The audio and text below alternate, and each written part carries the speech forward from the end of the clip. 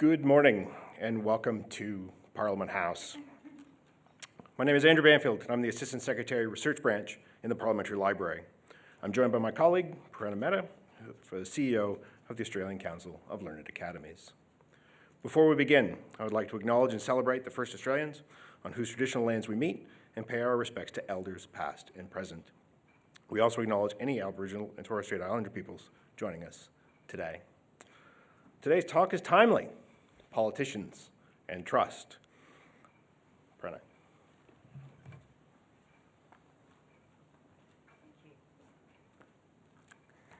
Good morning, everyone, and thank you for joining us here today, and also a big welcome to those that are joining us online via live stream. So my name is Ariadne Vromen, you can call me P. I'm the CEO of the Australian Council of Learned Academies, ACOLA. ACOLA is an independent, interdisciplinary organisation that brings together expertise from across all of Australia's learned academies: the Academy of Humanities, the Academy of Science, the Academy of Social Sciences, and the Academy of Technological Sciences and Engineering, as well as the Australian Academy of Health and Medical Sciences.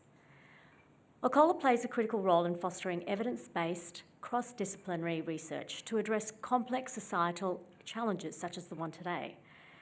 Australia's disability responsiveness and energy policies are other examples, and our data-enabled research future.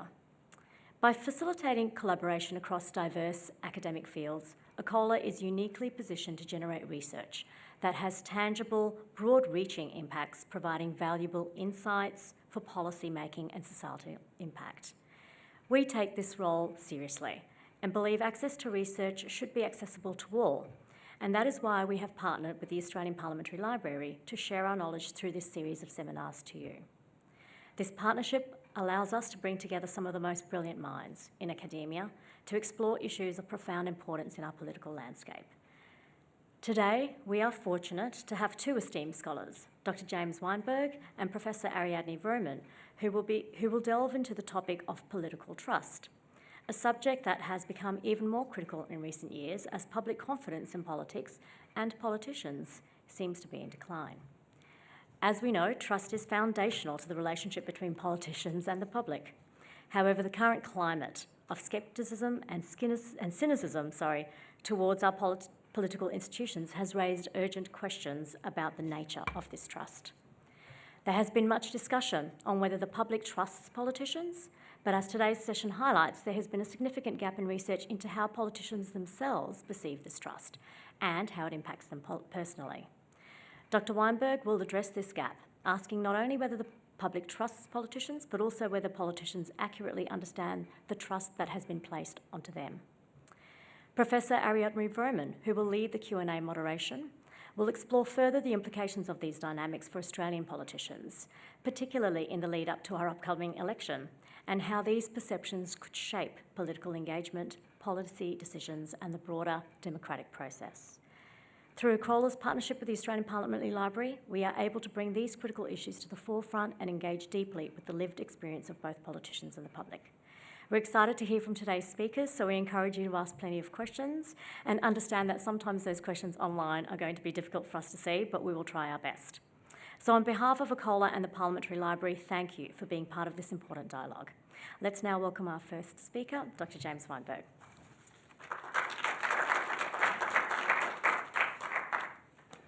Thank you very much, everyone, and especially to those who are here in the room and also to those online. Fantastic. The slides are already up.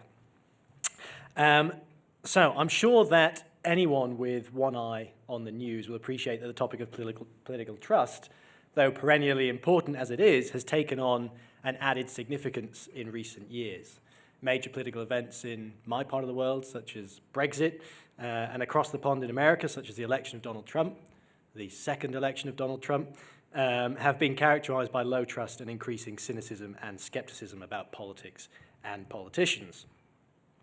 In 2022, the Edelman Trust Barometer, which has been running for a number of years now, declared a collapse of trust in democracies. And lots of this came down to a trust in politicians themselves, or a lack of belief amongst publics in many democracies about the trustworthiness of their politicians compared to other professionals. The Ipsos Global Index I've shared on the screen here shows that politicians a ranking below 18 other professions across 31 countries in 2023. In the United States, where we have the most comprehensive set of longitudinal data, the Pew Research Center has also shown longitudinal declines in trust. This is not merely a blip. Beyond short-term fluctuations, countries that are established democracies, as well as those that are emerging, are seeing these gradual declines over time. And in the US, trust was at an almost historic low going into last week's election. And here in Australia, your own APS national survey last year showed that political parties and members of the federal parliament are trusted less than 14 other public service institutions. And this crisis of trust is also on the lips of politicians in all of these countries and in international organizations that work with them. Here on the screen, I've shared just a couple. You've got Antonio Guterres, Secretary General of the United Nations, talking about how extremely important it is that we address the loss of trust in democratic societies. You've got Penny Mordaunt, former cabinet member in the UK, who spent an entire day at Chatham House running a workshop on trust and emphatically declared, "Lose trust in democracy and democracy dies." And then you've got your own Claire O'Neill, who, when as Minister for Home Affairs, launched the Strengthening Democracy Task Force, identified specifically the loss of trust as part of a series of anti-democratizing forces that task force would seek to address. Now, despite the widespread assumption that political trust as a relational concept is responsive to what politicians do and say, we actually know extremely little about what politicians themselves think about this scenario, how they appraise, cope with, and subsequently perform in a low-trust, high-distrust environment. And it's that black box that I've tried to pry open in my own research in the last few years, and will also try to in this talk. So I'm going to work through 4 questions that are largely underrepresented or not represented at all in the existing corpus of academic work on trust, as well as much of the public discourse. So how trusted do politicians feel, and why does that matter? How much do politicians trust each other, and does that matter? To what extent does political distrust impact politicians personally? And here I'll touch on their health and well-being. And what do politicians need to do or think they need to do to rebuild trust? And as I talk through these questions, I'm going to draw on various studies, some interviews with politicians, some survey studies of politicians in different countries, mostly where I'm based in the UK, to provide some empirical answers as well as theoretical arguments. So let's get started then with the first of these. How trusted do politicians feel, and does that matter? Well, existing research, as well as much of the media attention given to trust, tends to assume that citizens observe political elites and their behavior, make a judgment about whether or not to trust those politicians based on their perceptions of that behavior, and then act accordingly. And in turn, our political elites will then be responsive to citizens' expressions of trust and distrust.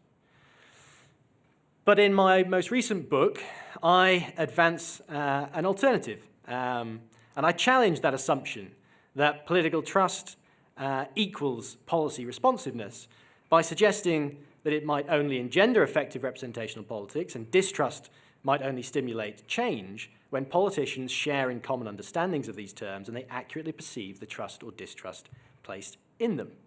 This is a missing piece in our discussion of the trust puzzle. Now, the perceptual mechanism which underpins this, the extent to which politicians accurately perceive what the public think, is not new.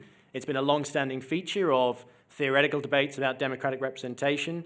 I particularly like this quote from the 70s from Argy Clausen, who said, "It's widely believed, but less forcefully articulated, that the most durable and effective leaders are those who correctly perceive the attitudes and beliefs of their constituencies." And of course, that same sentiment's featured for hundreds of years in political speeches as well. Yet in recent decades, as we've started to engage in empirical research with politicians, what we see is a story of perceptual inaccuracy. Last year, there was a study published on politicians in 8 different countries in Europe that showed when it came to estimating the public's position on different policy topics, most politicians, at least half of the time, made estimates that were no better than random chance. So how does this play out in terms of trust then? Well, in my work, I suggest that what we've got are a family of felt trust concepts that can be reduced to 3 simple questions that we all might ask ourselves, consciously or not, in interpersonal relations with other people, but which politicians might ask more often given the nature of their job. For instance, am I trusted? Or more specifically, does another person or other people see me as trustworthy, and are they willing to accept vulnerability in their relationship with me? Am I distrusted? Does another person or people see me as untrustworthy, and are they unwilling to enter into a relationship with me at all? And finally, am I mistrusted? Does another person or are other people unsure of my trustworthiness, and do they seek to monitor my behavior more closely in our relationship with one another? So how does this play out then? How do these family of felt trust concepts emerge in research with politicians? Well, in 2021, I started by interviewing over 50 politicians working in 8 different parliaments, both national and local level in different countries. And what I found was that when I asked politicians about trust amongst the public, they were actually incredibly reflexive. Most of them were able to identify and articulate the crisis of trust in their countries and acknowledge that politicians share a great deal of responsibility for that. This Canadian MP saying, "It's about faith, honesty, responsibility, and a confidence that politicians will behave honourably in the way that they say they're going to behave." So far, so good. I then devised survey measures of these feelings of trust, distrust, and mistrust, and fielded them to politicians in a number of different countries. And in my UK sample, I fielded an equivalent measure of ordinary trust, distrust, and mistrust in politicians to the public on the same day as politicians completed their survey. What do I find? Well, on the screen here, you've got 2 boxes. You've got local politics and national politics, and these little point estimates are reflective of the scores for trust, distrust, mistrust, and their felt equivalents amongst the public and politicians in the UK. And what do I find? When it comes to thinking about themselves personally and their own trustworthy characteristics, politicians are not quite as prescient of public opinion. Indeed, when thinking about themselves, elected politicians in different countries did not make accurate appraisals of this low trust, high distrust civic culture. More than 60% of my UK politicians, both local and national, believed that the public saw them as competent at governing. And more than 70% of MPs sampled in Canada and South Africa claimed that the public saw them personally as extremely honest. And this lack of reflexivity raises the possibility of a trust gap that exists whether I break my data down by party or even shared socioeconomic status between the politicians and the public. Here you can see that politicians of the Labour, Conservative and other parties in the UK are equally out of touch with public trust as each other. And this went down to the constituency level as well. So 24 of my MPs agreed to complete another question, single item question, which was, how much do you think voters in your constituency specifically trust you, as opposed to the public in general? And we sampled members of their constituency on the same day, asking, how much do you trust in this particular MP? And 22 out of the 24 MPs still overestimated how much they were trusted. And these are just members of their constituency who voted for them. All right, so why is this important? Well, if we take mistrust out of the equation, it's possibly the least valenced of that family of concepts. What we've got are 4 states of either perceptual alignment or divergence, where politicians feel trusted or distrusted and the public trusts them or not.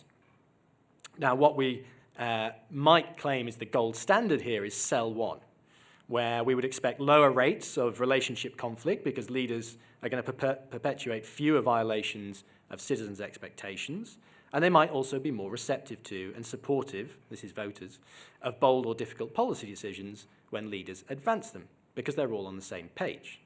What we don't want is perceptual divergence, as in cell 3, where the public distrusts politicians and wants things to change, but the public feels trusted, the politicians feel trusted, continue to underweight risks attached to their policy decisions, as we see in experimental scenarios, and continue to violate those social expectations of voters. But what we have in the data I've collected, at least in the UK, from the public and politicians on the same day, is a state of cell 3. That's where modern-day Britain is, depressingly, and far from that ideal type in cell 1. So let's move on then. So that's the vertical trust relationship between politicians and the public. But what about politicians' trust in each other? Well, first of all, this horizontal trust is important because it defines the kinds of relationships that politicians build in parliaments, and it often informs their capacity to compromise, for collegiality, and to engage in healthy democratic conflict. And here I'm drawing on a categorization from a Swiss colleague, Andreas Schedler, who suggests that what we want in democracies is ordinary conflict, that normal clash of ideas and interests between political adversaries that gives the public genuine democratic choice. But what we're increasingly seeing is excessive or extraordinary conflict, which is an escalation of that ideological confrontation, which is accompanied by an affective polarization between politicians, which can be distilled to a basic distrust and emotional animosity between those that we are electing to political office. And this is seen most clearly in recent days and weeks in the campaign rhetoric of newly re-elected President Trump. I think this is a particularly eloquent quote. He said, "We have two enemies. We have the outside enemy, and then we have the enemy from within. And the enemy from within, in my opinion, is more dangerous than China, Russia, and all these countries. Take Adam Shifty Schiff, who's a total sleazebag. He's going to become a senator, but I call him the enemy from within." And this kind of rhetoric, especially expressed to the public, is extremely damaging, because it suggests that politicians themselves are engaging in these Manichaean divisions between who they see as the protectors of democracy and who they see as the enemy, and there's no room to compromise between the two or work together. So how does this play out in my data? And again, just focusing on the UK here, because it's where I've got the most research to share. Well, on this screen, what you've got are 3 questions about 3 policy topics: immigration, climate action and changes to taxation, and inequality. And the numbers that are circled in red are the scale differences in answers between those on the left and right in samples of MPs, councillors, unsuccessful political candidates, and the public. And what we see on an ideological level is that the gap between those on the left and right in my political elite samples is twice, sometimes 3 times larger than the gap between those on the left and right in the general public. So what we see so far is possibly the foundation for ordinary conflict, an ideological division between elites that may lead to genuine democratic competition. Okay, but what about the affective side? So here I've just focused on a subsample of my data, which are newly elected politicians in the UK who only entered Parliament 100 days ago. They haven't yet been socialised, possibly, into this climate of excessive conflict. So we wouldn't expect to see that affective polarisation, but we do. So when I ask them, how much do you trust your colleagues in your own party and then in other parties, we see on a 100-point scale a gap of over 30 points. And this is damaging because it trickles over into some of these other items I've shared on the screen, such as the one I've highlighted at the bottom, where again we see an almost 30-point difference in newly elected politicians' willingness to collaborate effectively with colleagues in their own party and other parties. And in contexts where you possibly don't have large parliamentary majorities, I'm thinking here in Australia especially, and that might be the case after your next general election, that is a real barrier to effective governance. Okay, question 3 then. Let's rattle on. So to what extent does political distrust impact politicians' mental health and well-being? Now, you won't be surprised to hear that I often don't get much public sympathy for talking about this topic, but I think it is one that deserves much more attention. Now, when I'm teaching at the University of Sheffield and I touch on this topic, I normally ask my future politicians maybe, my students, to take part in a kind of odd one out round. But for the sake of time, I'm going to assume that you might know who these people are and a bit about their stories. So each of these politicians talked about health and well-being and the stresses of political office in resignation speeches. John Fetterman, top right there, he actually was openly, he openly talked about the fact that he admitted himself to a psychiatric unit in Washington with a case of depression that came on as a result of the stress he was feeling in political office. Kjell Bondevik there in the bottom right, he's the odd one out here. He was former Prime Minister of Norway. He resigned from being Prime Minister, saying he couldn't do it anymore because of the stress of the job and he was struggling. But he came back and was re-elected as Prime Minister after having said that, which possibly says something about public attitudes and the lack of stigma on this topic that we see in Scandinavian countries as opposed to others. And thinking about these case studies, myself and a few colleagues tried to come up with a framework of stresses that might impact politicians' health and well-being, one of which was distrust. And this distrust stressor is characterized by the generalized cynicism, abuse, the hostility in spite of effort that politicians have to deal with. And in my interview study, I found that this came through both in terms of the public and at that horizontal level. So here, for instance, a UK MP said, "I've never had a job in my life where people get to sling mud at me and almost assassinate my character whenever the hell they feel like it for no reason. It hurts, and I think that over time that really weighs you down." And a Canadian MP talking about relationships within Parliament. I've worked in the military. Then you really are a team. Whether you're an Army, Navy, or Air Force, you're not really lonely. Here, there's all the facade of being a team, but you have to be very guarded about what you say and who you say it to. So the distrust stressor exists, but does it actually impact their health and well-being? So in another survey study with MPs from the UK, Canada, and South Africa, and local politicians in those countries, I fielded a clinical screening instrument for depression that's used in lots of healthcare systems around the world.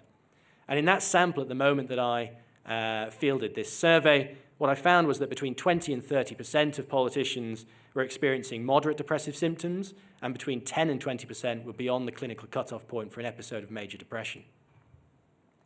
When I plugged that into various statistical models to look at the relationship between those scores and their scores for my measure of felt distrust, what I found was a strong positive correlation. If you moved across my scale for felt distrust from the lowest point to the highest point, you saw a 19% increase in politicians' symptoms of depression. And interestingly, that relationship was much stronger for politicians who said that they used social media as their main form of news, which possibly says something about both the quantity and quality of expressions of distrust that politicians experience online. And here an Australian MP summed that up quite neatly. They told me, "I'm on Twitter, which is by and large the darkest thing that's ever entered politics. The only thing that's worse is Facebook. They don't read their comments because if you do, you think your days are numbered. It's the end of your life, never mind the end of your career." Quite somber words. Okay, so politicians might not accurately perceive public trust. They might not have much trust in each other.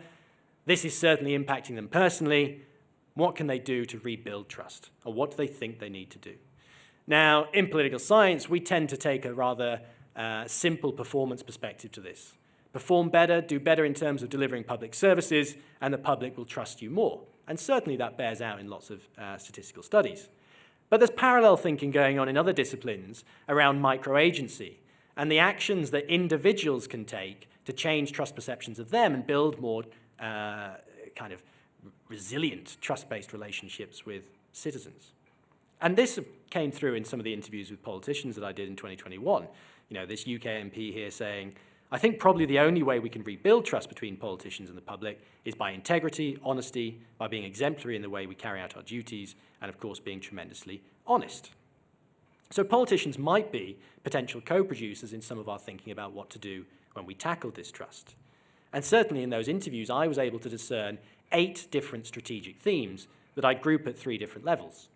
There are personal strategies that all politicians can take, both improving and increasing the moments of political contact they have with a more diverse set of citizens to prove without that media filter that they do have some trustworthy characteristics, and changing their communication to be more authentic. And by authentic here, I mean not making big promises willy-nilly, but actually making contingent promises that are honest with the public about the challenges of modern-day governance, and also being honest in their explanations of failure. Institutional reforms around increasing political education so that the public's expectations are a little bit more measured, around increasing anti-corruption measures, changing the electoral system. And here MPs said that they thought a mixed-member PR system might be best because it would encourage collegiality and compromise between politicians, which in turn might feed into a more positive image of, or public image of politicians. And regulation of social media. And then at a governmental level, they talked about policy performance, but they also talked about partisan compromise. Different political leaders needed to take action on showing the public that it's not always a fight. Sometimes you can work together. But if they were actually going to prioritize then, what would they say? So I took those themes, and in my study of newly elected politicians that I've just started, I asked them to rank them in terms of which ones they thought would be most effective. And you can see them ranked here from 1 to 8. Now, policy performance still matters. It's up there at number 1. Politicians are following the thinking we see in academic research. But those personal strategies feature strongly as well. Strategies coming in at numbers 2 and 4 suggest that newly elected politicians do feel some responsibility and understand their own locus of control in changing that trust equation. And political education is up there as well. In the UK, we do a terrible job of educating young people about politics and what it takes to be a politician.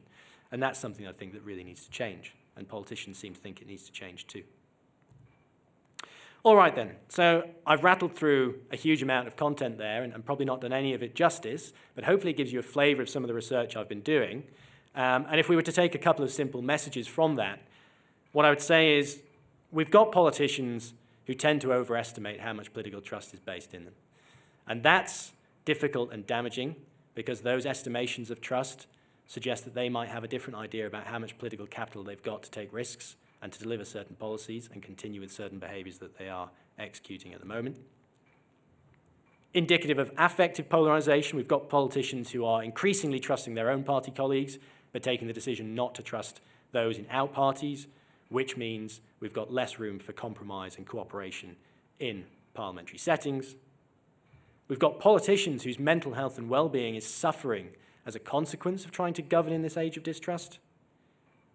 But we do have politicians who have clear ideas about how to rebuild political trust, and they take more agency in that discussion than we might assume. And we might think more carefully about how we give them the space to actually take up that action. Thank you very much.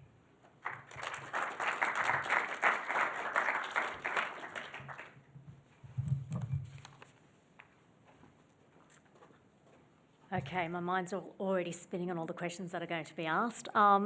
We're now going to kind of go into a moderated Q&A section. So, and for those people that join us late, I'd like to again reintroduce Dr. James Weinberg as a Senior Lecturer and Associate Professor in Political Science at the University of Sheffield in the UK, and Professor Ariadne Vromen, Fellow of the Academy of Social Sciences and the Sir John Bunting Chair of Public Administration at the Crawford School of Public Policy at ANU and the Australian and New Zealand School of Government at ANZOG. Thank you. Over to both of you to take a seat. And have some water.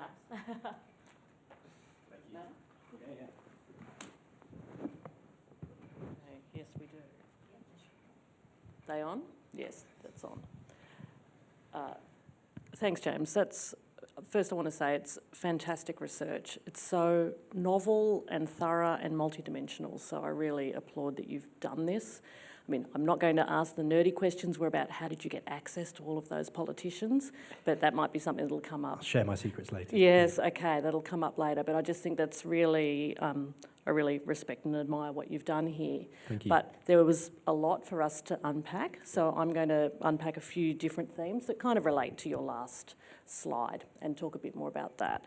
So I'm going to talk about the trust gap, and then I'm going to ask you a little bit more about I guess how Australia compares to some of that, and then we'll talk about the trust among politicians, and then we'll focus a bit on the solutions, because I think it's quite important for us to have a reflective chat about are the solutions responding to the right problem as well. I think there's something to talk about. So one of the first things that I noticed in your talk was again that you understand that trust is relational, it's really important, but also that it's multidimensional. And I was quite taken by that distinction between mistrust and distrust, and whether or not you think that that's shaping politicians' misdiagnosis as well. Maybe they think they're mistrusted, that they're being monitored and people are kind of interested and engaged, rather than it actually is a cynicism and distrust. So I'd kind of like your reflections a little bit on that mistrust-distrust relationship and why you think politicians underestimate that. Okay. So really good question, thank you, and thank you for those opening comments as well. So the mistrust, I guess scholars of trust have been debating whether mistrust and distrust deserve to be distinguished for decades, right?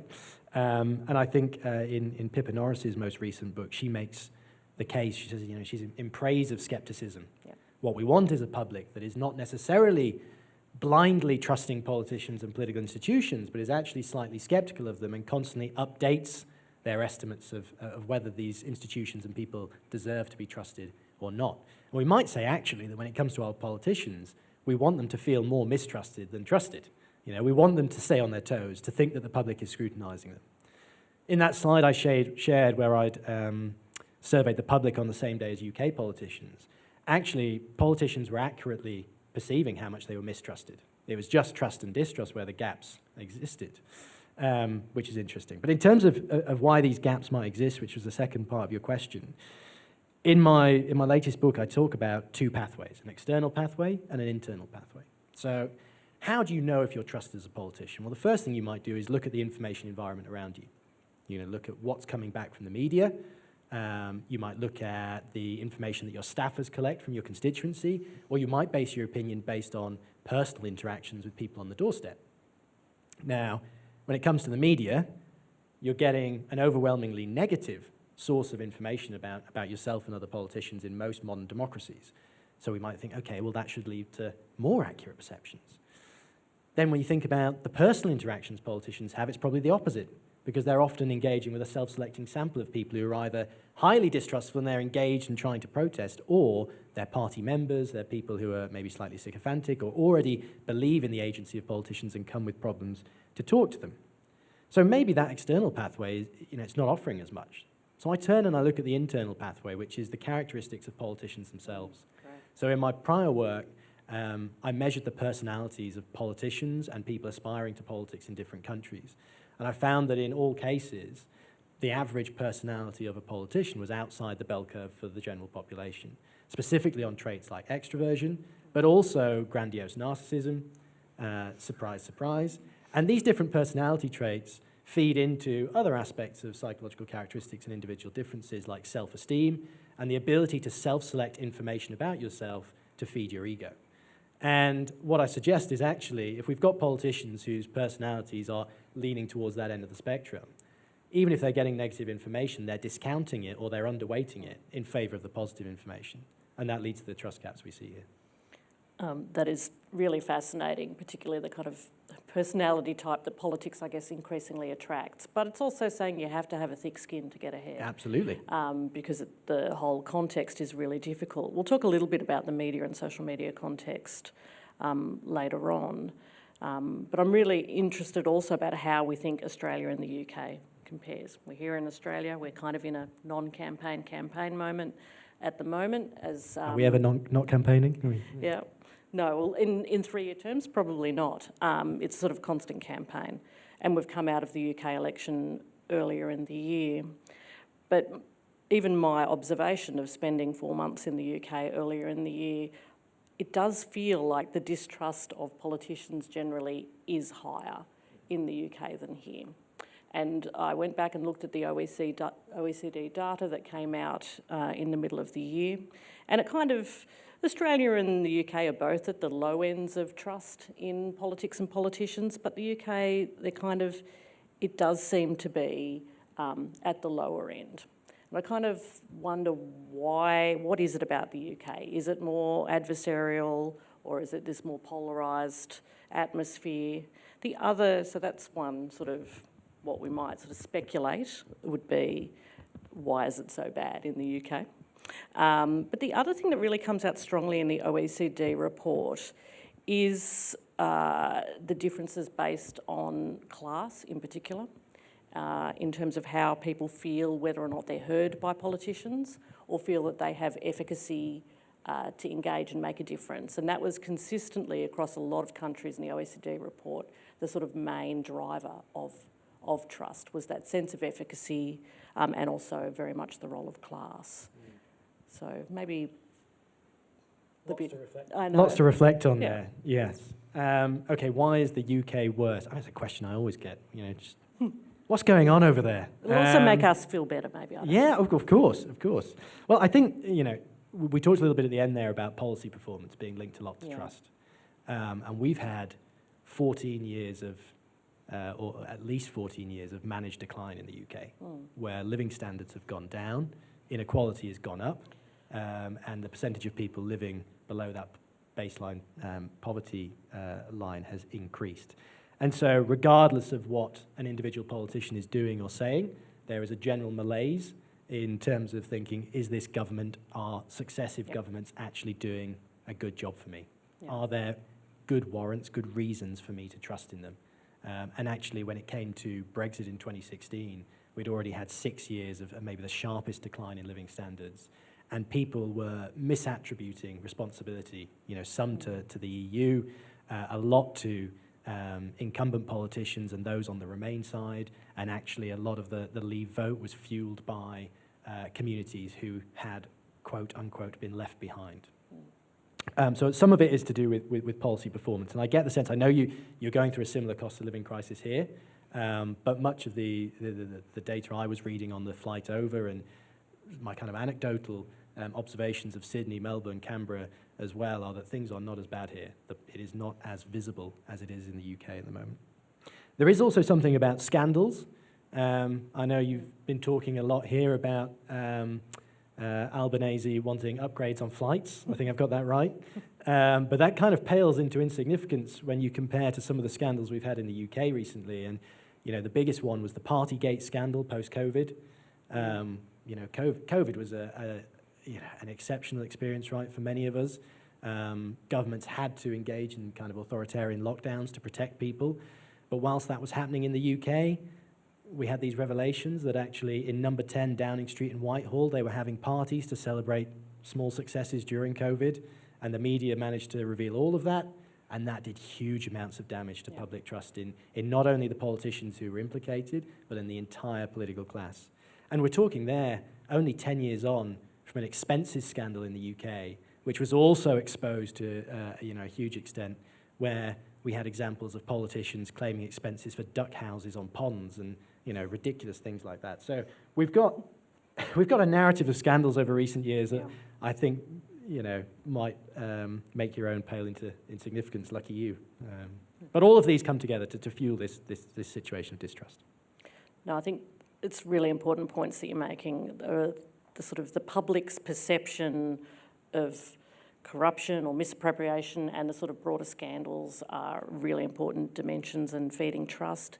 As are the particular moments in time. I think it's really important that you also flag that COVID and the pandemic was an important moment for that relationship between politicians and the people.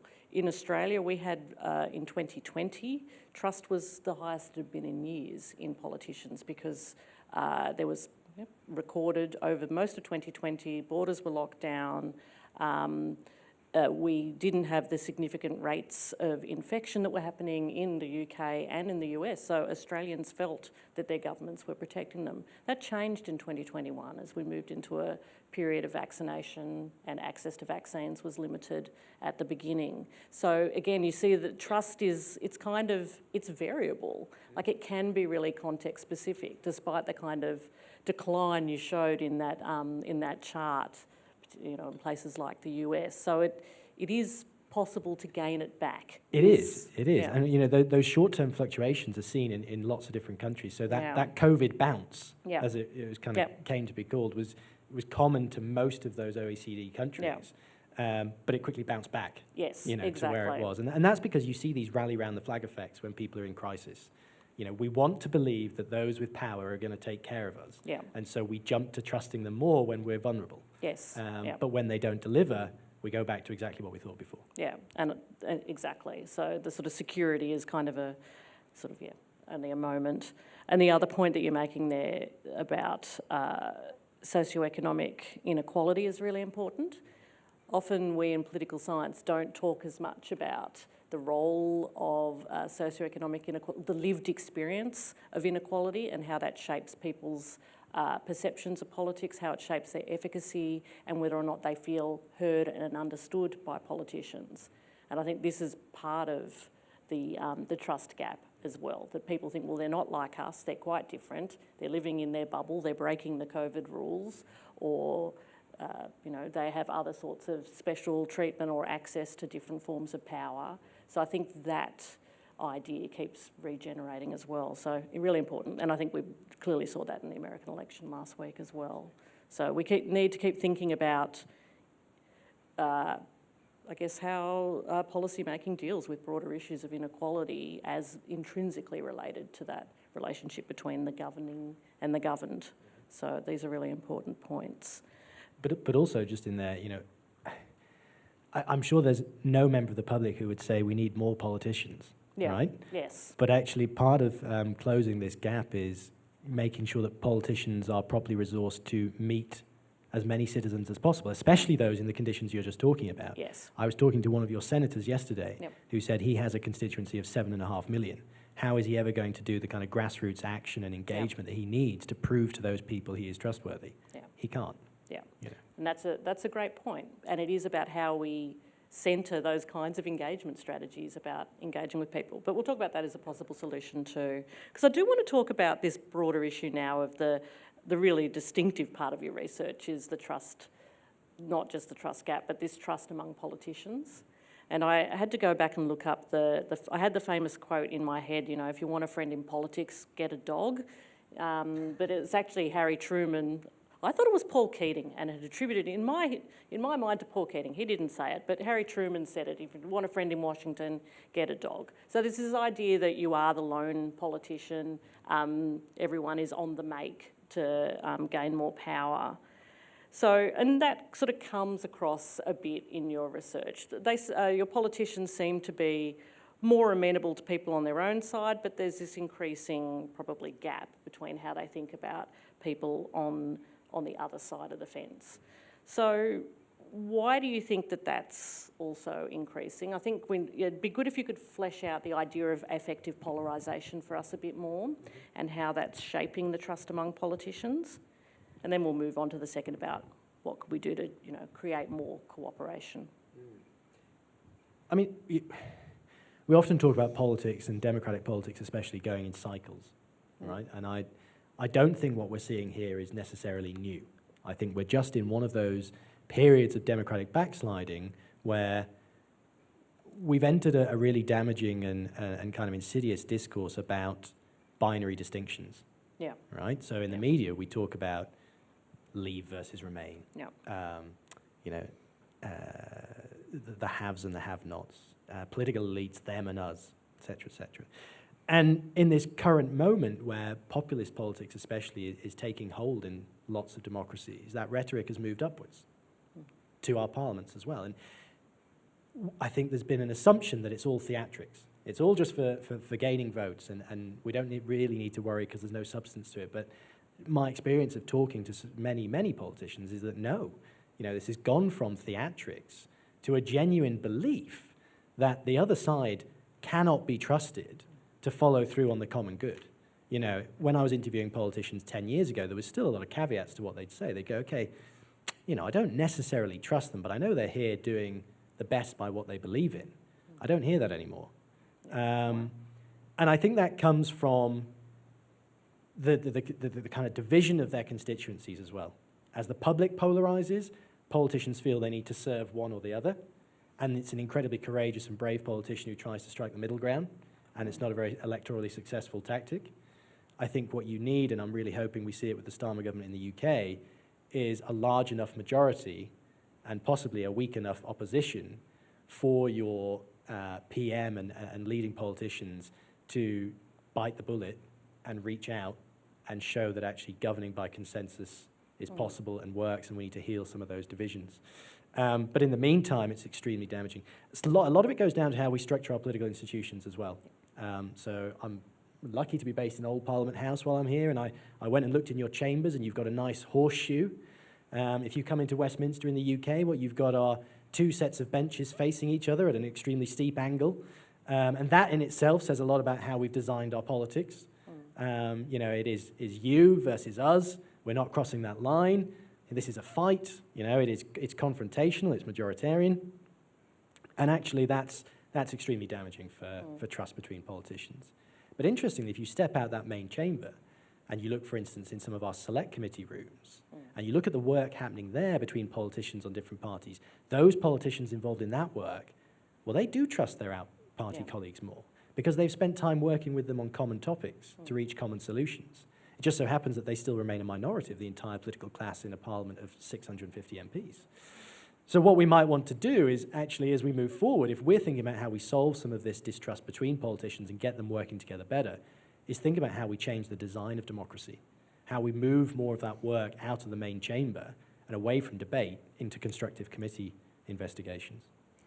And that's great. I was exactly going to use that example, so I'm glad that you already did, James. A former and dearly departed colleague, Ian Marsh, used to always write about Senate committees in particular as being the space for doing a different form of consensus-based democracy where, you know, it's focused on the problem, coming up with the solutions, and people working across party lines. So I think that focus on what we can learn about consensus to move beyond the adversarial, that clearly the public don't like a lot either. So let's think a bit more about the solutions. I was very interested in the themes that came out from your interviews, and that you were dividing them into these individual, institutional and governmental level. And there is a range of possible interventions and mechanisms to deal with this, the issue of growing distrust. But in some ways, the way that they were ranked by your new politicians were unsurprising. They aren't actually about significant reforms. The number one is policy performance. So it's basically we just need to deliver better and do our jobs better, or even communicate better that we're doing our jobs better. And then I think the next ranked one is have more political education. So it's putting the onus back onto the citizens who just need to understand what we do better. They don't currently really understand us enough. So I kind of wondered, how do we get politicians into a broader conversation about increasing efficacy? And you started to talk about the sort of increasing the contact and engagement and maybe the capacity for listening. So I'd be interested to hear what you think politicians think of that and what you think about that as well. Yes. Yeah. I mean, it's really interesting, right? Because I interview all these politicians and they say, sure, there's a real problem with trust. Here's a load of things we can do. And I say, oh, well, would you back a bill to change the electoral system? God, no, not me. No, I couldn't do it. Yeah. So it's about how do you get them to that line from thinking to action and give them the confidence to step over that line. A few years ago, I was involved in a project that my colleague Brenton Prosser, who's in the audience here, was running in the UK on citizens' assemblies. Yeah. And they've become much more common in the UK and lots of democracies. And I think you've got a colleague, John Dryzek, who's written extensively on this and deliberative politics more broadly here in Canberra. But I think we could do more to get politicians involved in those citizens' assemblies. At the moment, they're being used to collect public opinion on topics, which is then collated and fed to politicians.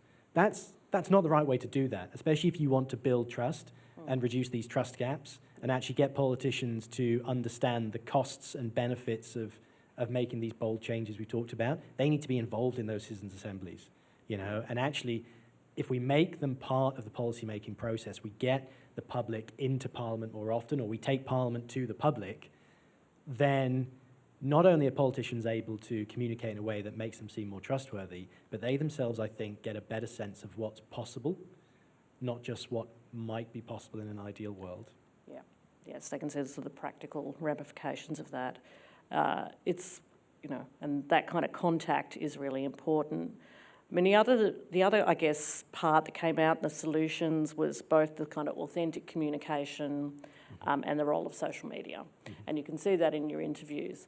I mean, 10 years ago, when I was first doing research on civic engagement and social media, I was what was called in the field then a cyber optimist.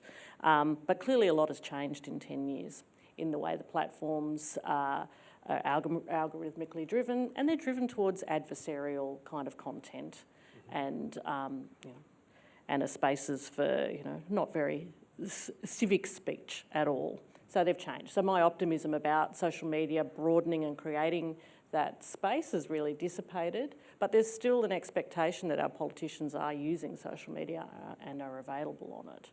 So I guess it's in the broader scheme of things, how we might actually use platforms or use other mechanisms that can broaden the kinds of people that politicians hear from, or where they're collecting their information from as well. So it's not, I'm not expecting you to fix social media or to fix even the media ecosystem more broadly, but it is a big part of this story as well, isn't it? It is a huge part of this story. I mean,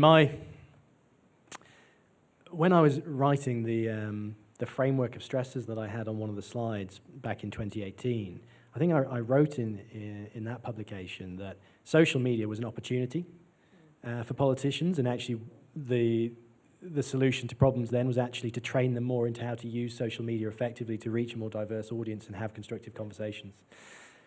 Writing now, I say social media is not an opportunity, it's a problem, and it's a real threat to lots of politicians' health and well-being.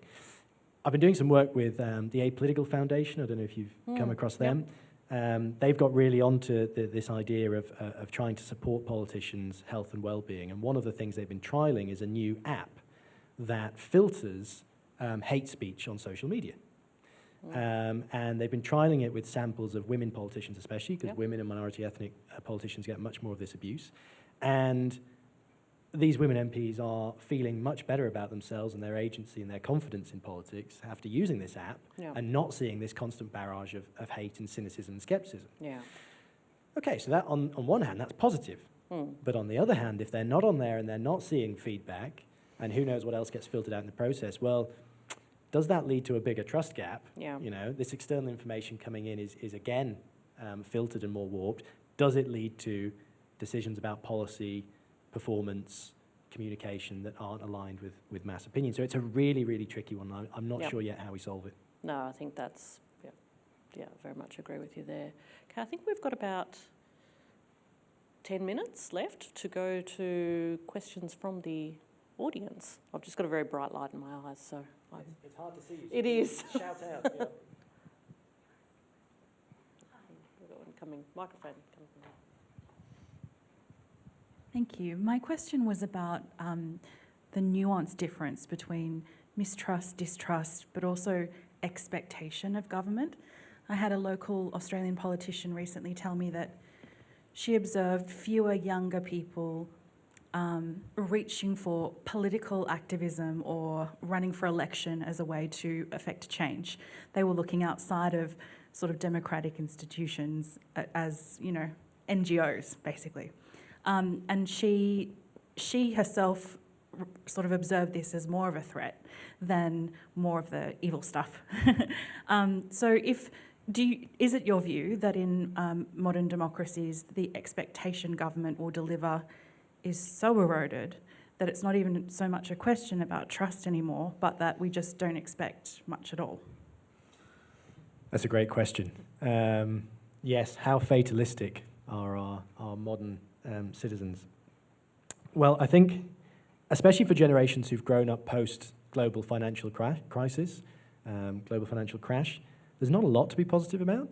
You know, you've not had a particularly good deal from any government, whether that's within their power or not.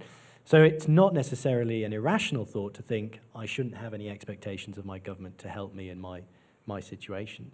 Now, how does that feed into trust, distrust, mistrust? Well, I think there is a point at which distrust gets so high and trust gets so low that people make a choice about whether, and this goes back to work by someone called Hirschman, on whether to exit the system entirely, to stick with it and show some loyalty and hope things will change, or to start voicing their concerns and protesting. And I think as trust started to dip and distrust increased, we saw more people voicing concerns and protesting.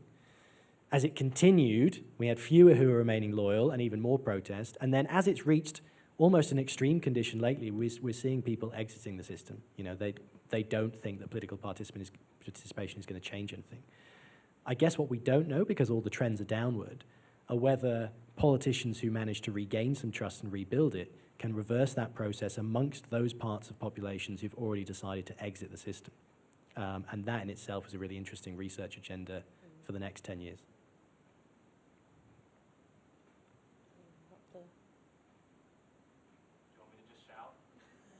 I think there's a microphone coming to you. I can repeat it. Yeah.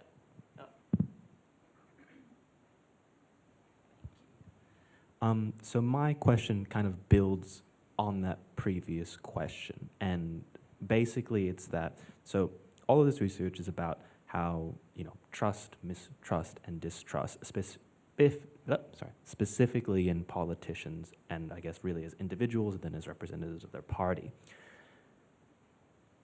But do you have any thoughts on how that trust might be being diffused from people into sort of larger institutions? And what I mean is, for example, here in Australia, there are a lot of different agencies and bodies. I mean, you can turn on the news and it always feels that like a politician will go, we're making a task force on X, Y, and B, the special envoy for this, or it's going through the department, which will be then tasked by the agency of et cetera.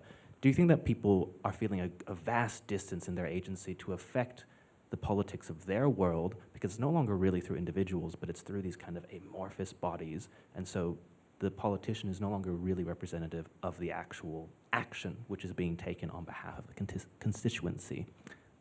Yeah. Okay, thank you. Great question. There's lots in there. So I guess the first question to ask about your question is, why are politicians creating all these arm's length bodies and these task forces, etc.? And a lot of that, in a modern age defined by distrust, is about blame avoidance, right? So we see a lot in the political science literature about how politicians will use these task forces and arm's length bodies and NGOs they work with to depoliticize their responsibility for decisions that might fail in a context where public scrutiny is high and the costs of failure are much higher than they used to be. So actually, on one hand, this age of distrust is feeding this different type of governance. Now, in terms of trust in the politician versus trust in these organizations and institutions, we used to talk about trickle-over effects. David Easton, a famous political scientist, said you can either have specific trust in individuals or you have diffuse trust in the system and its institutions and actually a belief in democracy. And for many decades, what we saw was that there wasn't much of a trickle-over from one to the other, that the public was quite discerning about being distrustful of a particular politician, but still believing that democracy was the best system of government, and these other institutions like the courts and the police were still doing a kind of public good, and they would trust those but not the politicians. What we're seeing in the last decade, really worryingly, is more of a trickle-over. We've reached a point where the public aren't making those same distinctions between individual politicians and the rest of the political system. And in a number of countries, established liberal democracies, we're seeing people starting to give answers in surveys saying, well, maybe democracy isn't the best system. I would support an authoritarian strongman leader because they're going to get things done, and all these institutions and politicians haven't been getting things done, and my situation is so dire, well, why not take a chance, And so we are in a situation where, as you say, there's this blurring of lines of responsibility, and I think that's a real cause for concern.